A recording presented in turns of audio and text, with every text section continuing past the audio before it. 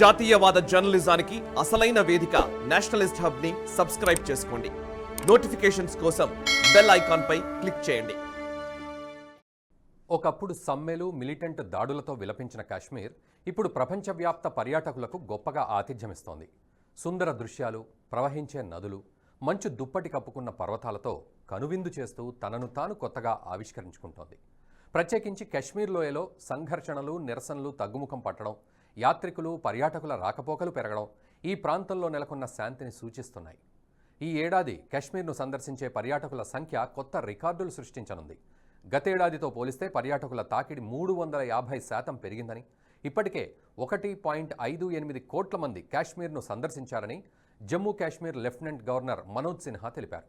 అంతేకాదు, ఈ ఏడాది పర్యాటకుల సంఖ్య 2.25 కోట్లు దాటుతుందని అంచనా వేశారు.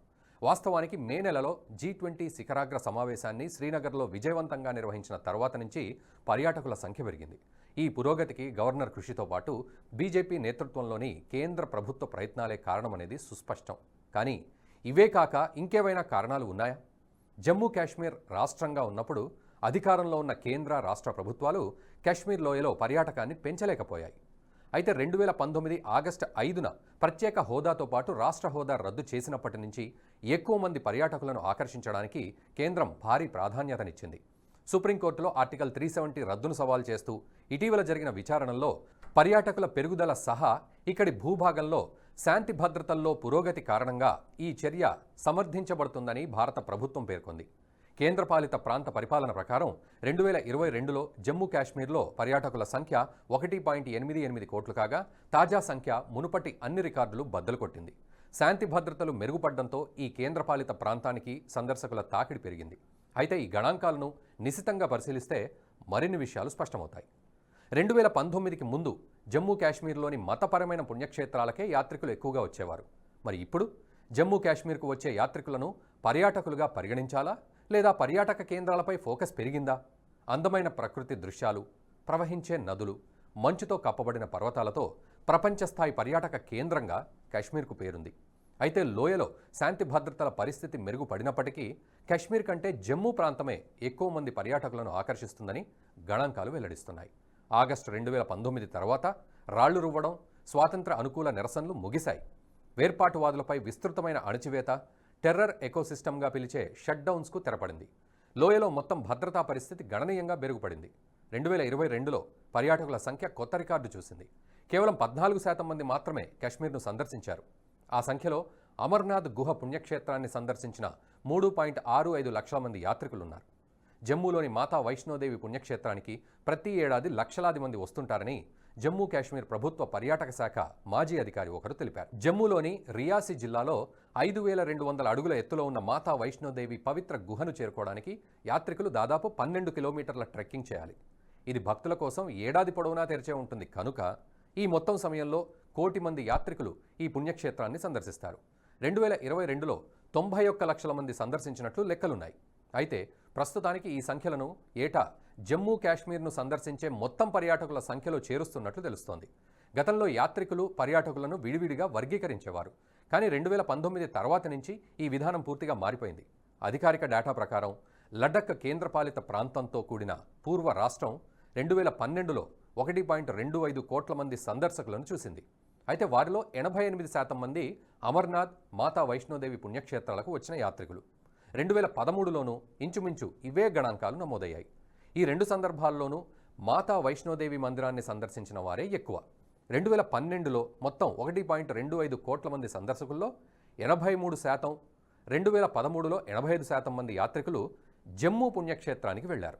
అయితే ఆర్టికల్ 370, 35A రద్దు నిర్ణయం ఆర్థిక వ్యవస్థను స్థిరీకరించడంతో పాటు మిలిటెంట్, వేర్పాటువాద సమూహాల నుంచి రక్షించడంలో సాయపడింది. దీంతో జమ్మూ కాశ్మీర్ చాలా వేగంగా అభివృద్ధి చెందుతోంది. ఈ ఏడాది మార్చి నెలలో మొదటిసారి 500 కోట్ల రూపాయల విలువైన విదేశీ ప్రత్యక్ష పెట్టుబడుల ప్రాజెక్ట్ ఈ ప్రాంతానికి దక్కింది. దీంతో త్వరలో వేలాది కొత్త ఉద్యోగాలు రానున్నాయి. మరోవైపు మిలిటెన్సీ ప్రభావంతో జీవిత లక్ష్యాల నుంచి తప్పుకున్న యువతపై ప్రభుత్వం స్పెషల్ ఫోకస్ పెట్టింది. జనవరి 2023 వరకు వివిధ స్వయం ఉపాధి పథకాల కింద స్థాపించిన 51,004 యూనిట్లలో దాదాపు 2.3 లక్షల మందికి ఉపాధి దొరికింది. మిషన్ యూత్ చేపట్టిన వివిధ కార్యక్రమాల ద్వారా ప్రత్యక్షంగా పరోక్షంగా దాదాపు 70,000 మంది యువతకు జీవనోపాధి కల్పించారు. వారసత్వ పంటలు సహా 78 కొత్త ఉద్యోగ ఆధారిత వ్యాపారాలు ప్రవేశపెట్టబడ్డాయి.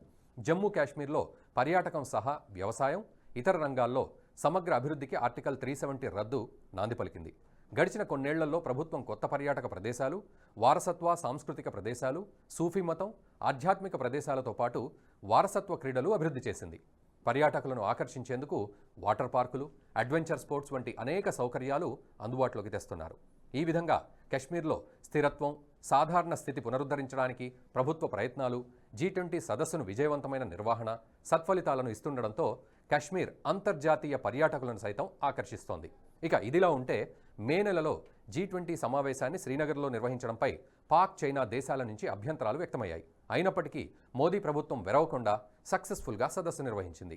ఈ మేరకు ప్రత్యేక హోదా రద్దు చేసిన తర్వాత ప్రణాళికాబద్ధంగా జమ్మూ కాశ్మీర్లో ఒక వ్యవస్థను స్థాపించడానికి ప్రభుత్వం కృషి చేసింది. ఇక 2014-19 వరకు మొదటి 5 ఏళ్లలో పాలనలోనూ మోడీ జమ్మూ కాశ్మీర్, ఈశాన్య ప్రాంతాలకు అత్యధిక ప్రాధాన్యత ఇస్తూ వచ్చారు. ఈ మేరకు దాదాపు 60 సార్లు ఈశాన్య ప్రాంతాల్లో పర్యటించిన ప్రధాని ప్రతి 2 నెలలకొకసారి జమ్మూ కాశ్మీర్ను సందర్శించారు. మొత్తానికి మోదీ నాయకత్వంలో జరిగిన ఈ చారిత్రాత్మక కార్యం ద్వారా ఒక దేశం, ఒకే గుర్తు, ఒక శాసనం అనే తీర్మానం నెరవేరింది. జమ్మూ కాశ్మీర్, లదక్ ప్రాంతాలు ప్రస్తుతం అభివృద్ధిలో పరుగులు పెడుతున్నాయి. ఈ వీడియో మీకు నచ్చినట్టయితే లైక్ చేయండి, 10 మందికి షేర్ చేయండి. అలాగే కామెంట్ల రూపంలో మీ అభిప్రాయాలను మాతో పంచుకోండి. Nationalist hub group of channels ను సబ్స్క్రైబ్ చేసుకుని తెలుగునాట జాతీయవాద జర్నలిజాన్ని ప్రోత్సహించండి. ఈ వీడియో కింద ఉన్న బెల్ ఐకాన్ పై క్లిక్ చేయడం మర్చిపోవద్దు.